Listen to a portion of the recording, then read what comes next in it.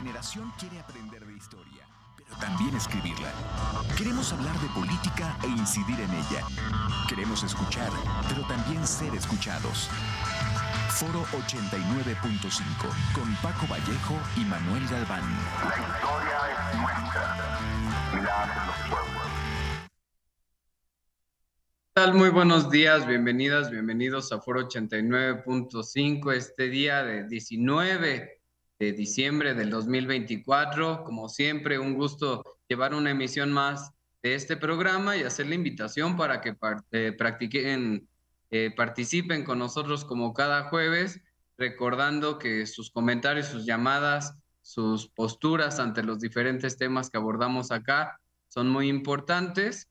Este programa, como los siguientes dos, estarán grabados por motivos de vacaciones de la Universidad Autónoma de Querétaro, pero con mucho gusto le podremos dar seguimiento a sus comentarios una vez que regresemos. ¿Cómo estás, Manu? Buenos días. Bien, Paco, ¿qué tal? Muy buenos días. Saludos a todo el auditorio, a los que se encuentren de vacaciones, de tránsito por aquí. Bienvenidos a la ciudad de Querétaro y a los que anden de viaje y nos puedan ver en retransmisión por YouTube. Saludos también y esperamos que estén descansando después de un año ajetreado, ¿no?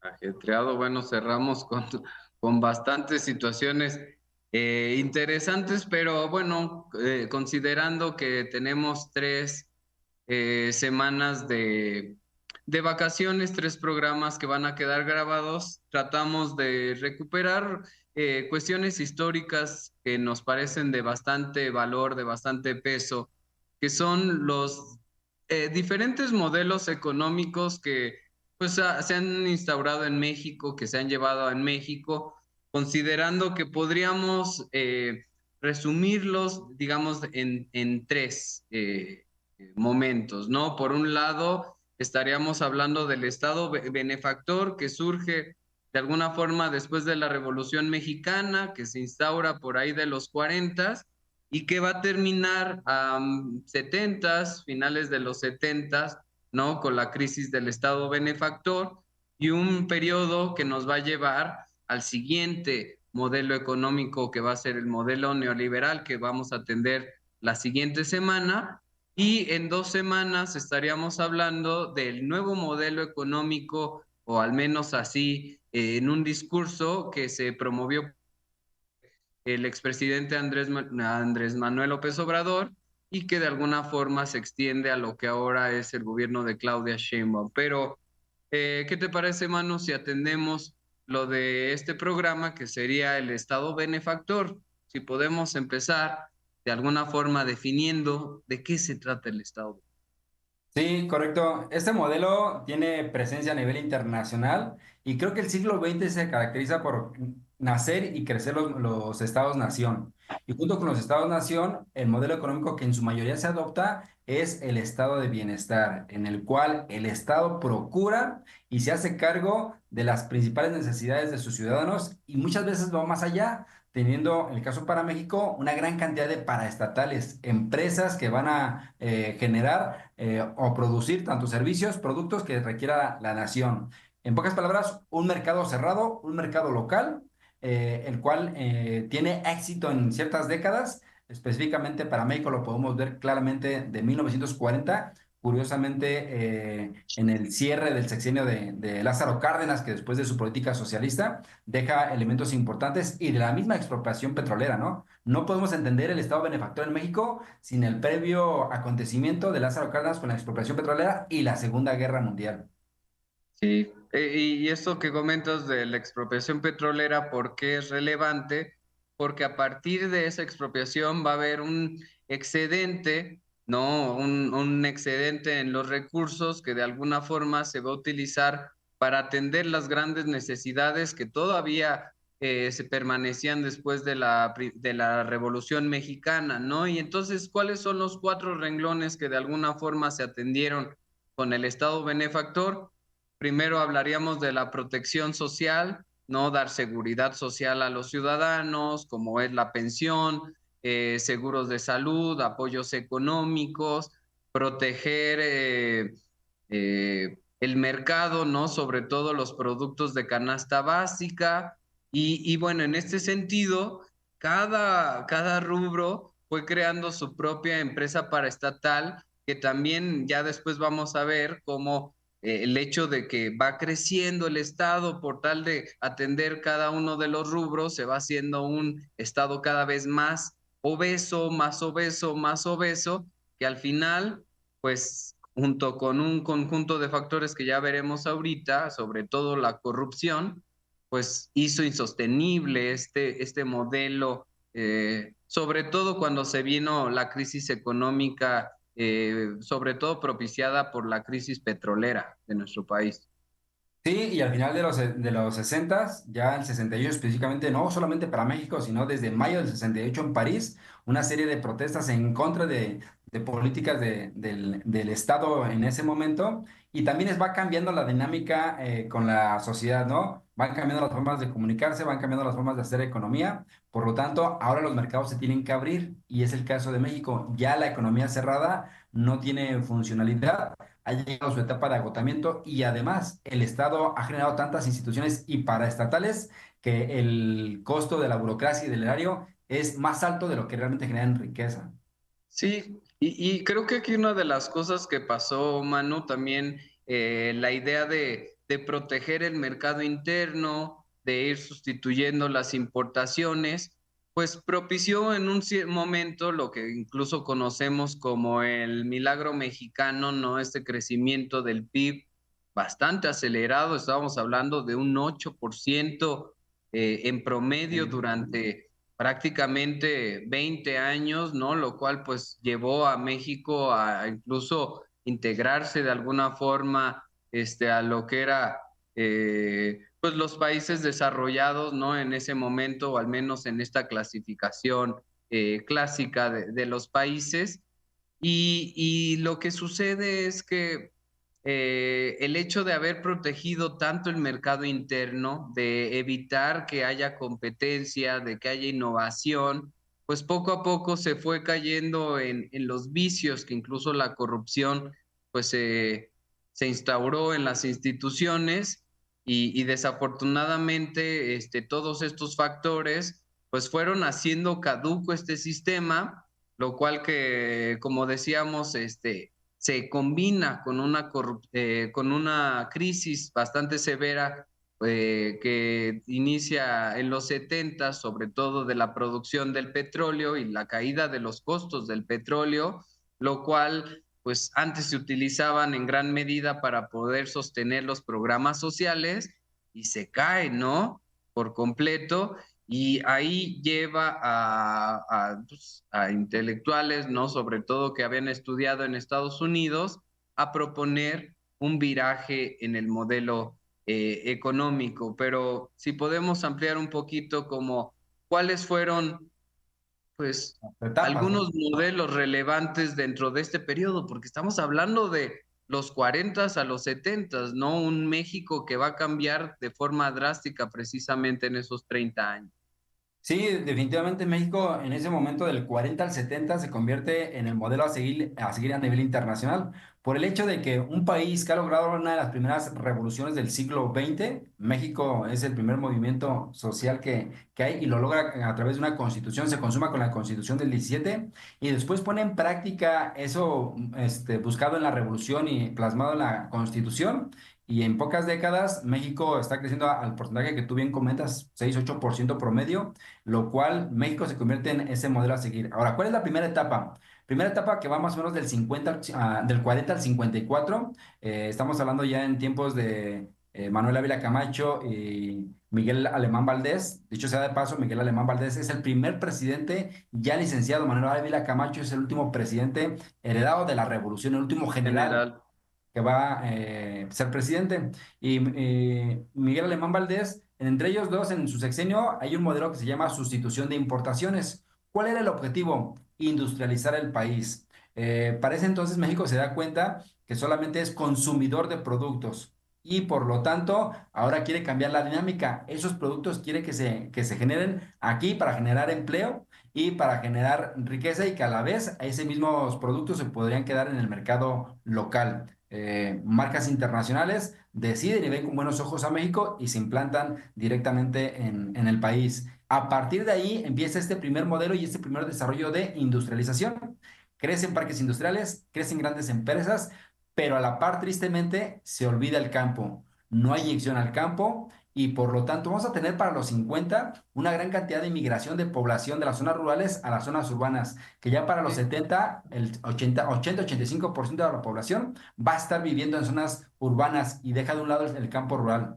Sí, Vienen los... dejando el 30%, ¿no? O sea, en la revolución estábamos hablando incluso abajo del 30% vivían en las ciudades, prácticamente México era un país campesino y ya para los 70, como dices, se invierte esta tendencia, lo cual pues también refleja esto que nos estás platicando, pero al mismo tiempo que se abandona eh, este el campo, pues también podríamos hablar de los obreros, de las fábricas, ¿no? El hecho de que se haya protegido durante tanto tiempo, lo que generó es que no se innovó, no se invirtió precisamente esas empresas y como estaban protegidas para que funcionaran internamente, pues era muy cómodo, ¿no? No importa la calidad, no importa el costo, pues nos van a tener que comprar estos productos y eso desafortunadamente tampoco,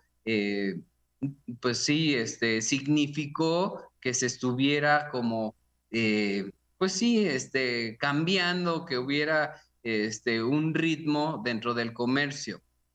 Sí, correcto. Y eso nos lleva a pasar a la segunda como etapa de todos estos tres décadas que se conoce el milagro mexicano. Y la segunda etapa, después de la sustitución de importaciones, tenemos el desarrollo estabilizador. Y esto ya va en el gobierno de Adolfo Ruiz Cortines, Adolfo López Mateos y termina con Gustavo Díaz Ordaz. Es el momento en el cual el Estado mexicano asume la mayor responsabilidad y control total de la economía. Y cuando hablo control total de la economía, hay un dato que se tiene que el Estado mexicano tenía más de 1,400 paraestatales hasta este momento. Empresas como Bimex, que el día de hoy las conocemos de bicicletas mexicanas, el Estado tenía una, ¿no? Y así para cualquier servicio o producto, desde galletas, productos de consumo básico, papelería, etcétera, todo estaba en manos del Estado. El mundo está cambiando, todo esto es apoyado directamente en la economía dependiente del petróleo hasta que llega un punto finito, ¿no? Y a la vez, esa reapertura y demanda por la sociedad, que en México se va a ver muy plasmado por el 68 en específico, ¿no? Pues sí. Y bueno, estamos hablando de que no nada más se atendió la cuestión de la protección social, sino también el impulso a la educación, a la salud, ¿no?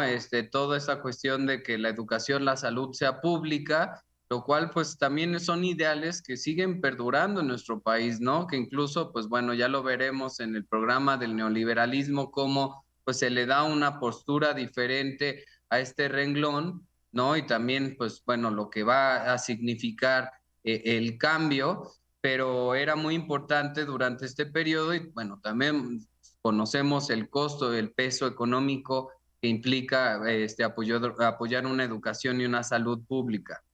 Sí, y precisamente es en ese momento cuando nacen ciertas instituciones que le van a dar fuerza al Estado, ¿no? Por ejemplo, se le da la autonomía a la UNAM en los 50, aunque ha nacido en 1910 como centenario de la independencia, hasta los 50 se le da su autonomía.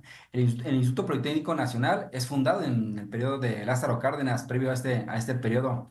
La Comisión Nacional de Libros de Texto, institución importante para analfabetismo en México, juega un papel relevante también en los 50. El mismo IMSS, en uno de los cuatro puntos que tú comentabas, es fundado en los 50 con Ávila Camacho. Por lo tanto, vamos a tener una serie de instituciones que van a buscar De la la... vivienda, Manu, ¿Mande? de la vivienda también De la surge vivienda, que por es como ahí la última ya en el periodo de Luis Echeverría, que precisamente va a procurar darle acceso a vivienda a los trabajadores. Ya después que se convierte en una cosa de negocio familiar y que tristemente ahí lleva el mexicano toda la vida pagando esa institución, que valdría la pena para un programa analizar, ¿no? Cómo era el esquema de pago y de financiamiento por parte del Estado y cómo ahora han estado haciendo algún cambio precisamente para beneficiar a los trabajadores. Pero para ese momento, todas estas instituciones, el mismo INSTE, que es precisamente el servicio de salud para los trabajadores del Estado mexicano federal específicamente. Entonces, toda esta suma de instituciones logran darle al mexicano garantía y estabilidad. Hay datos interesantes, por ejemplo, un dato comparativo precisamente para la juventud del día de hoy. El tiempo que tardaba una persona en pagar una casa, en ese entonces era de 2 años máximo. El día de hoy, a un profesionista, para poder hacerse una casa, ni en 2 años alcanzas muchas veces el enganche, ¿no?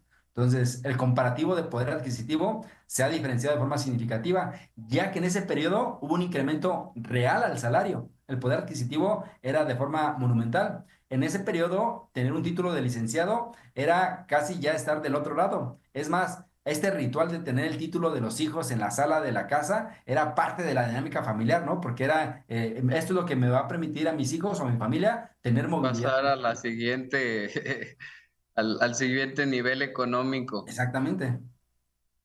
Sí, y bueno, en realidad lo que de algunas cosas que beneficios que ofreció este modelo económico fue precisamente la reducción de la pobreza, ¿no? El atender sobre todo a la clase más necesitada, pues de alguna forma permitió pues que ellos aspiraran a otra calidad de vida y de hecho el hecho de que se haya aumentado la aspiración de económica y en general de la calidad de vida, tiene que ver con los movimientos de los 60, ¿no? O sea, tenemos estas aspiraciones, pero tiene que ser a la forma y gusto de los grupos gobernantes, ¿no? Y entonces la juventud empezó a cuestionar esto, o sea, ¿qué tipo de vida es la que me están trazando? Tengo que trabajar, tengo que sacar mi título, una vez que obtengo mi título, tengo que comprar mi casa, tengo que comprar mi carro, y bueno, toda esta historia muy materialista que desafortunadamente se extiende, ¿no? Hasta la actualidad. Sí, finalmente es una forma de proyectar el aspiracionismo que todos los mexicanos que nacen en una clase media baja logran buscar precisamente para proyectar eso que nos han vendido como éxito, ¿no? Como crecimiento. Y que a la vez también es una expresión de autonomía y de crecimiento económico. Y eso antes se lograba directamente con el título y solamente trabajando uno de los integrantes de la familia. El día de hoy eso se ha perdido, ¿no? Ya muchas Sí, veces ya dos no es profesionistas, viable. ajá, tanto mamá como papá trabajando, ambos profesionistas, es insuficiente la entrada para considerarse que esté dentro de la clase media.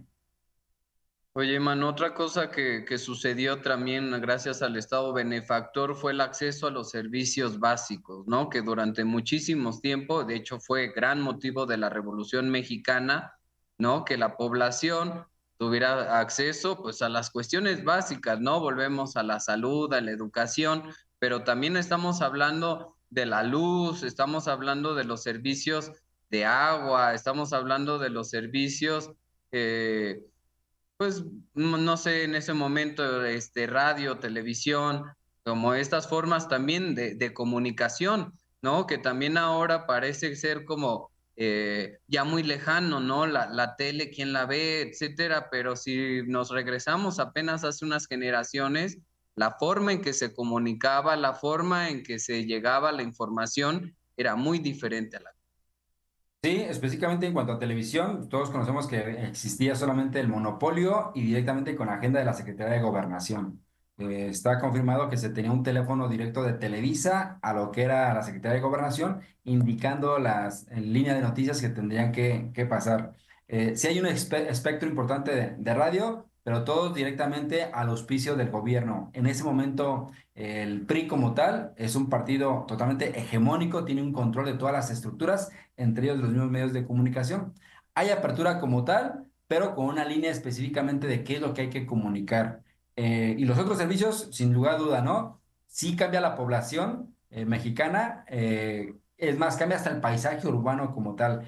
Casas con mayor terreno, con un espacio digno para una familia, eran vistas desde ese entonces colonias como la Roma, como la Condesa, son colonias que crecen precisamente en ese momento con sus calles grandes, con sus glorietas, proyectando ese ideal del mexicano con un poder adquisitivo. Un ejemplo adicional a ello importante, creo que nos lo deja muy claro, la época del cine de oro, que a la vez obedece a ese periodo, ¿no? Donde se proyecta un México en el cual está en crecimiento y hay un poder adquisitivo de forma interesante, ¿no? Oye, ahora si el modelo del Estado de benefactor pues, trae tantos beneficios, fue tan positivo en tantos renglones, pues ¿qué sucedió, no? ¿Por qué se abandona el Estado benefactor? Sí, y esa es una buena pregunta, ¿verdad? ¿Qué pasa en su momento? Desde mi punto de vista, creo que llega a un punto de agotamiento y además de que ha cambiado la dinámica global. Un elemento creo que vital es una de las guerras que hay en Medio Oriente y de repente llega a su punto finito y México hasta ese momento su desarrollo económico lo ha inspirado solamente en el petróleo. A pesar de que ya tiene ciertos parques industriales, son parques industriales con empresas extranjeras, son pocas nacionales y eso hace que México quede en un punto muy vulnerable. Se ha olvidado tristemente en todo este periodo por el campo, que sería uno de los factores importantes y a la vez de crecimiento, por lo cual tristemente le deja una gran población en zonas urbanas en situación de pobreza y una expulsión masiva hacia Estados Unidos. Hay una hermosa película que vale la pena reflexionar aquí, que nos pinta muy bien a través del cine ese momento de Luis Buñuel, que se llama Los Olvidados, ¿no? 100% recomendable para leer y entender ese periodo, ¿no? Sí, y bueno, la otra cosa es que también la protección social no es económica, ¿no? Sabemos que para atender todos estos programas, para atender la educación, la salud, tienes que tener finanzas públicas sanas, ¿no? Y también en ese momento la corrupción, sobre todo ya estamos hablando de un prismo bastante avanzado, ¿no? Que se siente cómodo, que se siente pues prácticamente intocable, pues también conllevó a que muchas de las empresas que en un momento se crearon con objetivos bastante definidos, pues poco a poco, pues bueno, dejaron de hacer sus funciones y se convirtieron solamente en una carga eraria y bueno, fue insostenible y finalmente lo que pudimos ver fue el fin del Estado benefactor. ¿Alguna conclusión, algo que podamos decir de este modelo? Para ir cerrándolo como tal, en la década de los finales de los 60 llega a su agotamiento.